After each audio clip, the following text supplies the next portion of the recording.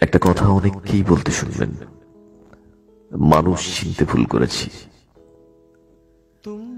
আর এমন কথা বলে নিজের ঘাড়েই দোষটা চাপিয়ে নেন অনেকেই। কিন্তু কেন করেন? একটি বার ভেবে দেখবেন, যার জন্য আপনি এমন কথা বললেন আসলে ভুলটা করে সেই মানুষটাই। সেই মানুষটাই আপনার সাথে খারাপ ব্যবহার করে, সেই মানুষটা আপনাকে কষ্ট দেয়, সেই মানুষটাই আপনার বিশ্বাস ভেঙে দেয়, সেই মানুষটাই আপনাকে ছেড়ে যায়, সেই মানুষটা আপনাকে একা করে দেয়, সেই মানুষটার জন্যই আপনার মন খারাপ থাকে, সেই মানুষটার জন্যই আপনি লুকিয়ে কাঁদেন। সেই মানুষটাকে ভোলার চেষ্টা করেও ভুলতে পারেন না, তারপরেও নিজের ভুল স্বীকার করে নেন। আসলে ভুলটা আপনি এখানেই করলেন। যে মানুষটা নিজে শিকারীর ভূমিকা নিল, তার ভুলটা আপনি স্বীকার করলেন, বললেন মানুষ চিনতে ভুল করেছি। তারপর হয়তো ক্ষমাও করে দেন। মনে রাখবেন, ক্ষমা সবসময় পরম ধর্ম হয় না। ক্ষমা এক প্রকারের আশকারা। এতে অপরাধী আপনাকে সস্তা ভাবতে থাকে। আসলে কি বলুন তো, সম্পর্কের শুরুতে আপনার ভুল ছিল না, আর চিনতেও আপনি ভুল করেননি। সেই মানুষটা নিজেকে ভুলভাবে চিনিয়েছিল, আপনাকে মিথ্যে বলেছিল, আপনাকে ঠকিয়েছিল। মিথ্যে বেশি দিন টেকে না। মুখোশ কখনো মুখ হয় না।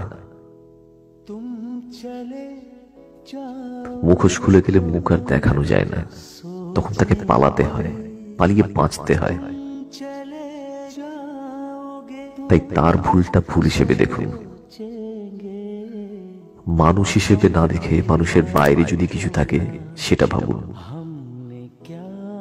পশুদের সাথে তুলনা করবেন না, পশুরা অনেক বিশ্বাসী হয়। ভুল আপনি করেননি। আপনি যা করতে পারেন তা হলো বিশ্বাস।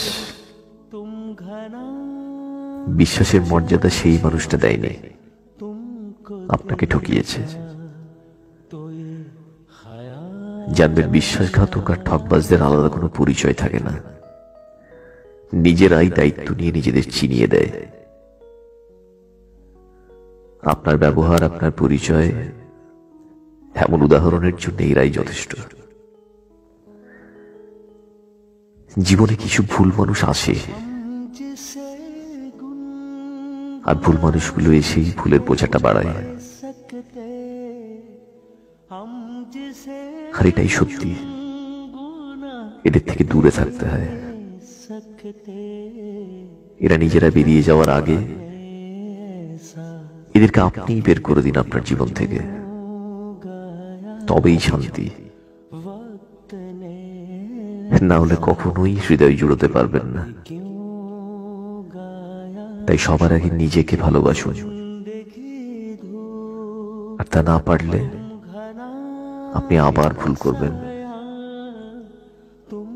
আর বলবেন মানুষ চিনতে ভুল করেছি।